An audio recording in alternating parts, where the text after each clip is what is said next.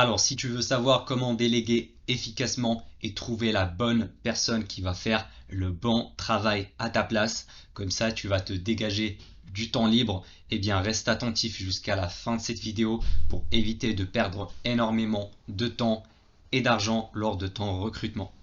Hello, c'est Elias et j'espère que tu vas bien. Si tu ne me connais pas, moi j'ai une agence SMMA et à travers cette chaîne YouTube, je partage mes expériences et mes connaissances pour t'aider toi aussi à créer et développer ton agence. Donc si tu es intéressé par le sujet, j'ai pour toi un cadeau offert dans le premier lien en description qui te montre comment j'ai pu scaler mon agence à 6 chiffres par an. Et au passage, n'oublie pas de me laisser un petit like, ça me fait toujours plaisir.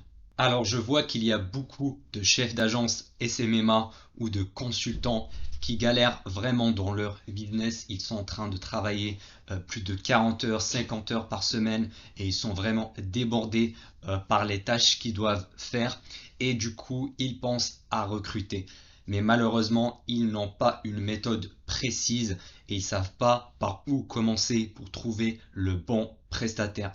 C'est pour ça que j'ai fait cette vidéo là. Donc je vais te montrer comment recruter un prestataire, donc un freelance qui va travailler dans ton agence et que tu vas payer en tant que prestataire de service. On ne va pas embaucher des employés tout simplement parce que un salarié ça va te coûter plus cher au niveau, il y a des charges patronales, des charges salariales, des taxes, les congés payés et en plus il doit être voilà, dans le même pays. Voilà, si tu es en France, ça va te coûter plus de 2500 euros ou 3000 euros par mois alors que tu peux facilement recruter un freelance en Afrique par exemple et le payer beaucoup moins cher et être beaucoup plus rentable. Donc pour toutes ces raisons-là, on va parler d'embaucher des freelances et pas des salariés.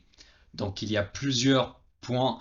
Donc déjà, ce que je vais dire aujourd'hui, c'est valable peu importe ton service. Donc que ce soit voilà, le community management, le trafic payant, si tu veux avoir un média buyer ou même si tu veux embaucher un prospecteur. Donc cette vidéo va se composer de deux parties. Premièrement, je vais t'expliquer ce que tu dois chercher dans un freelance pour le recruter. Et dans une deuxième partie, je vais t'expliquer où tu pourras les trouver. Voilà, comme ça, tu vas avoir des rendez-vous de qualification et des entretiens d'embauche. Comme ça, tu vas sélectionner le meilleur.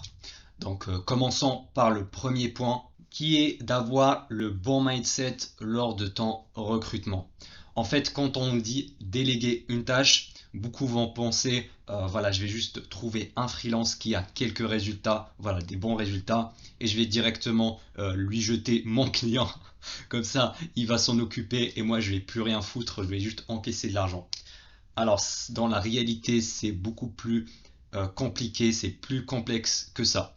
Donc, si tu veux vraiment garder ton freelance sur le long terme, tu dois vraiment changer ton mindset. C'est pas tu veux trouver un prestataire externe, mais tu dois trouver un freelance que tu vas recruter en interne dans ton agence. En fait, ça doit vraiment être comme si c'était un salarié dans ton agence. Alors oui, officiellement, ce n'est pas un salarié, c'est pas un contrat CDI, mais ça n'empêche qu'il doit vraiment se sentir dans une culture d'entreprise, dans une culture d'agence à succès. Et voilà, comme ça, il va être engagé avec toi, il va être focus sur tes clients et il va pas chercher à droite à gauche, voilà, en travaillant chez d'autres agences ou chez d'autres clients. Donc c'est ce que j'ai fait moi personnellement, j'ai trouvé un média buyer, donc mon média buyer actuel, il travaille uniquement pour moi. Alors il a quelques projets à côté, mais vraiment j'ai réussi à avoir en fait cette culture d'équipe dans mon agence. J'ai également un assistant virtuel qui travaille uniquement pour moi. Et je pense que c'est vraiment la bonne vision à avoir sur le long terme. Parce que si tu trouves voilà, un expert et que tu lui refourgues le travail juste comme ça, et ben ça va pas marcher sur le long terme. Attention, il y a certaines tâches, par exemple créer un logo ou créer un site web sur le court terme.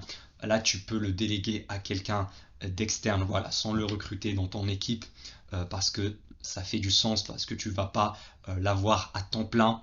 Mais si tu as un poste qui est vraiment stratégique, dans ton agence, je pense notamment au media buying, eh ben, dans l'idéal, il faut le recruter dans ton équipe.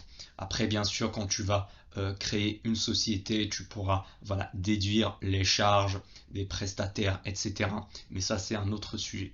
Donc, je pense que tu l'as bien compris. Il faut te construire une équipe solide qui va avancer avec toi. Maintenant, je vais t'expliquer les choses que tu dois chercher chez ton freelance. Donc déjà, la première chose, il ne doit pas avoir un esprit entrepreneurial.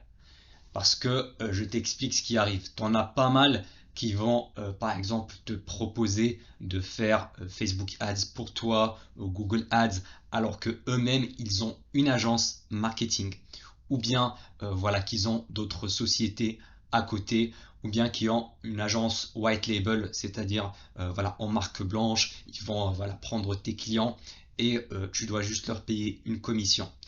Moi, je te conseille vraiment d'éviter ça parce que y a plusieurs personnes qui n'ont pas cet esprit entrepreneurial.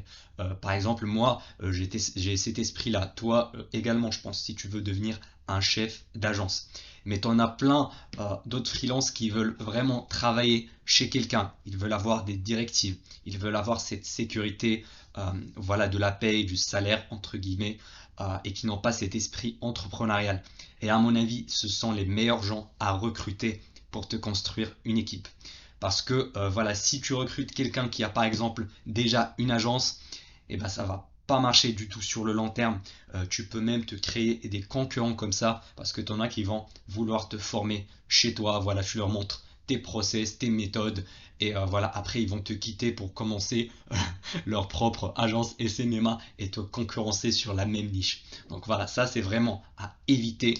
Tu dois prendre quelqu'un voilà, qui n'a pas cet esprit-là, qui n'a pas voilà, monté des business avant, etc. Comme ça, tu vas être sûr de le garder sur le long terme et tu vas éviter le turnover, voilà, à chaque fois de devoir recruter parce que ton freelance t'a quitté. Donc vraiment, ça demande énormément d'énergie et de temps à former quelqu'un. Donc si tu peux le garder le plus longtemps possible, ça sera mieux. Deuxième point, est-ce qu'il faut recruter un expert voilà, qui a déjà de bons résultats, qui a des études de cas, etc. Eh ben, ça va dépendre de ton cas personnel. Si tu es un expert, imaginons en Facebook Ads, voilà, tu connais vraiment très bien le service, tu l'as déjà fait pour plein de clients, tu es juste un expert dedans, et bien dans ce cas-là, ce que je te recommande, et c'est la meilleure manière de faire les choses, c'est de prendre quelqu'un qui est vraiment motivé, qui est intéressé par le marketing, voilà, qui n'a pas cet esprit entrepreneurial comme on avait dit avant, mais qui aime vraiment apprendre les choses. Et ce que tu peux faire, c'est de le recruter et le former en interne. Voilà, tu lui donnes tes propres process, tes propres méthodes et le former sur la durée. Et je pense que c'est la meilleure manière si tu veux garder quelqu'un dans ton agence pour plusieurs années. Parce que vraiment, il va pas pouvoir aller ailleurs. En tout cas, ça va être beaucoup plus compliqué. Et tu vas le payer beaucoup moins cher qu'un expert qui est vraiment voilà, très pointu sur son sujet. Donc voilà, si tu es un expert, tu es un consultant, je te conseille vivement de former un débutant et le recruter dans ton agence. Maintenant, si tu es juste un débutant dans Facebook Ads par exemple, que tu connais juste les bases, tu as quelques petits résultats, mais rien de ouf, là dans ce cas-là, oui, tu peux chercher un expert et le recruter. Voilà, qui a déjà de bons résultats, qui a des case studies, et en plus tu peux prendre ces études de cas et les montrer pendant tes rendez-vous de vente pour faciliter la signature. Donc ça c'est vraiment une très bonne astuce. Ouais, dans ce cas-là, tu es obligé de prendre un expert. Seul petit bémol, c'est que ça va te coûter plus cher. Et en plus, le turnover est un peu plus élevé. Donc voilà, les experts, en général, ils travaillent avec plusieurs agences en même temps.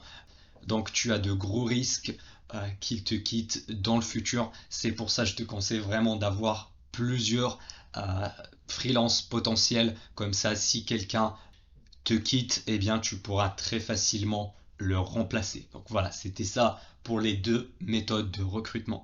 Et puis le troisième point, c'est au niveau du tarif. Combien dois-tu payer ton freelance? Alors pour les médias buyers Facebook Ads, moi je te conseille voilà, de payer entre 500 et 900 euros par mois et par client.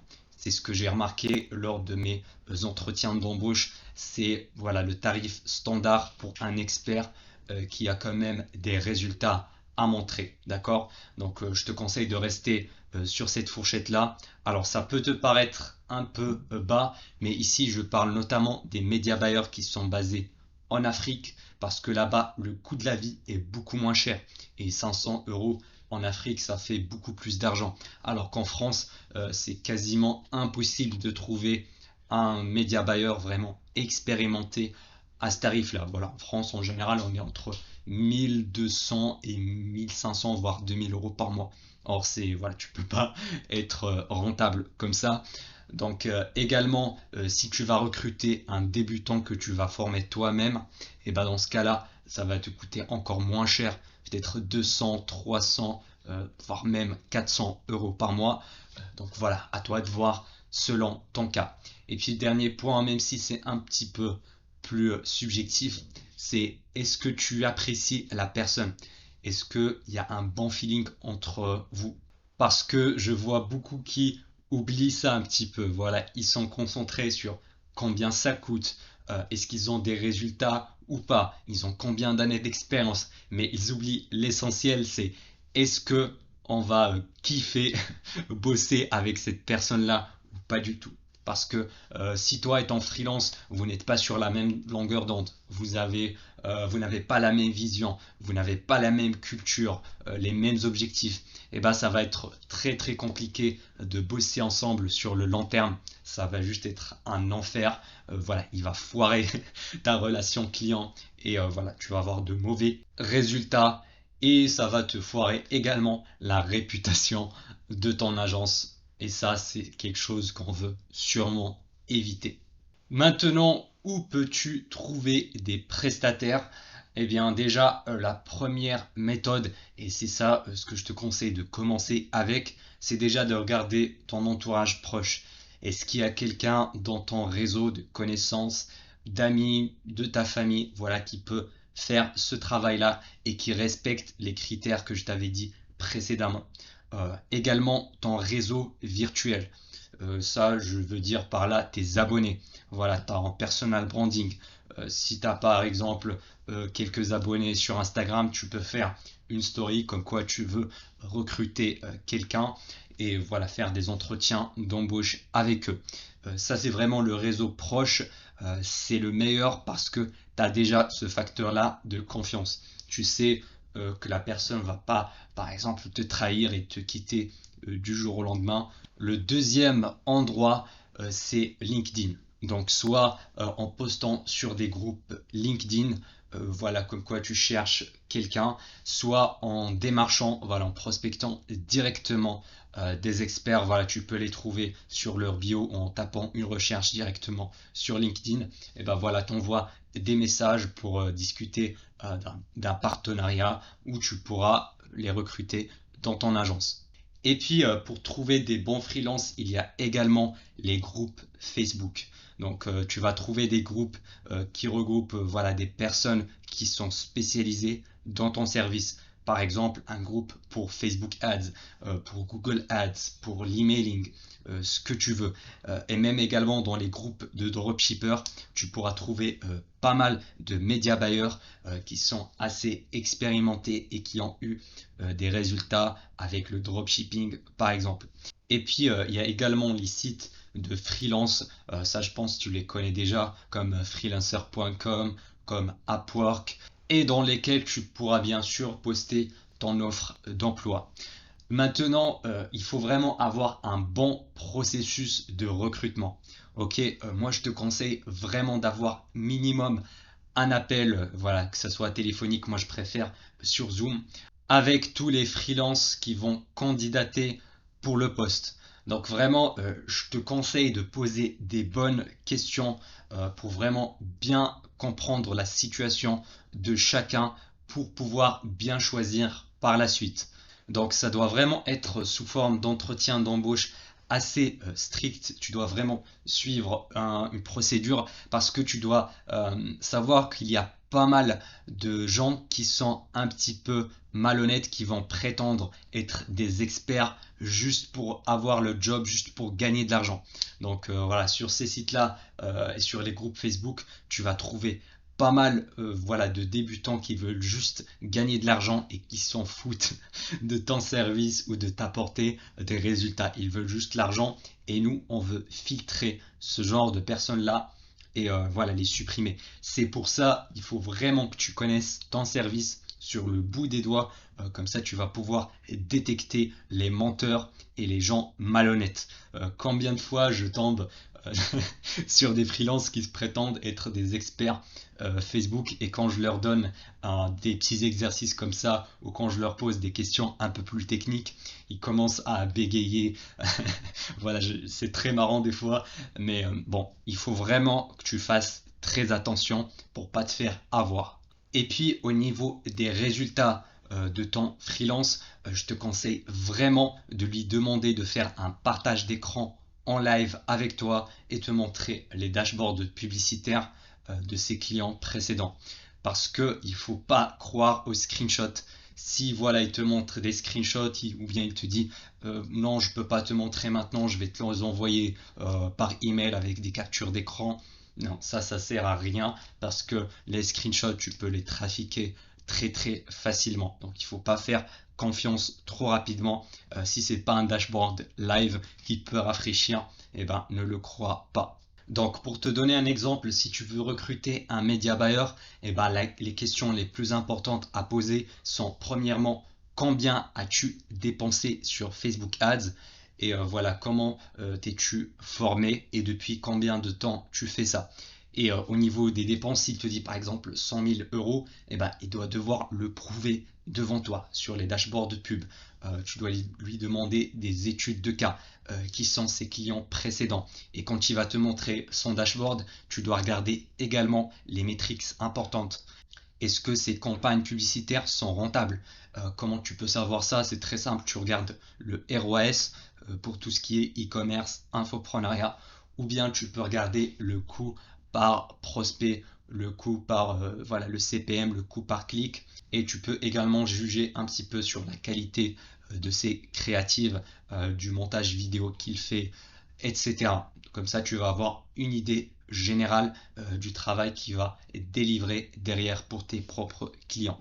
Et moi, ce que j'aime bien faire à la fin, c'est de donner un petit exercice pour tester un peu les connaissances de mon freelance. Donc je lui dis par exemple, si j'avais une agence immobilière et que je veux générer des prospects vendeurs, comment vas-tu faire? Quelles sont les campagnes pub que tu vas lancer? Et en fait, je vais entendre sa réponse. Qu'est-ce qu'il va faire? Est-ce qu'il va lancer des campagnes à froid ou avec des audiences similaires? Comment il va structurer son retargeting? Comment il va cibler? Quel genre de créatif il va lancer?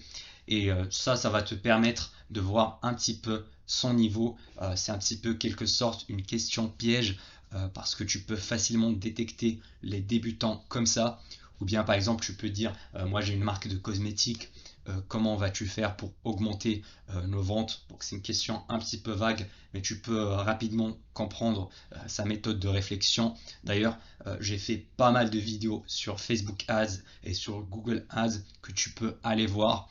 Et comme ça, tu vas te former toi également et tu verras si le freelance en face te répond de la bonne manière ou pas du tout. Maintenant, on va parler un petit peu de la relation client parce que j'ai cette question qui m'est posée pas mal de fois. Est-ce que c'est moi qui dois faire la relation client et garder le freelance un petit peu en cachette dans l'ombre et voilà, moi je vais être la façade entre lui et le client? Eh ben, moi, je suis pas du tout d'accord avec ça. Je l'ai déjà testé et je l'ai regretté parce que tu vas juste perdre énormément de temps à faire les allers-retours entre ton freelance et ton client. Moi, ce que je te conseille de faire, et c'est ce que je fais personnellement, je crée un groupe WhatsApp parce que moi, mon système de communication, il est autour de WhatsApp. Donc voilà, je mets un groupe avec le client et mon média buyer. Comme ça, je vais les mettre en relation, ils peuvent communiquer librement et moi, je vais être un petit peu le superviseur. Je pourrais voir toutes leurs conversations et voir un petit peu les updates, les mises à jour que le freelance est en train de faire. Donc comme ça, je gagne du temps énorme pour pas faire voilà l'aller-retour entre les deux. Et ça, c'est ça le but d'ailleurs de la délégation, c'est de gagner du temps, se dégager voilà cette liberté pour pas faire les mêmes tâches parce que je vois beaucoup qui sont voilà en train de cacher un petit peu leur freelance et du coup ils perdent autant de temps à faire les allers-retours que de délivrer le service lui-même. Genre c'était mieux avant de recruter. Alors que c'est l'inverse, si on recrute, c'est pour simplifier les choses, c'est pas pour les compliquer.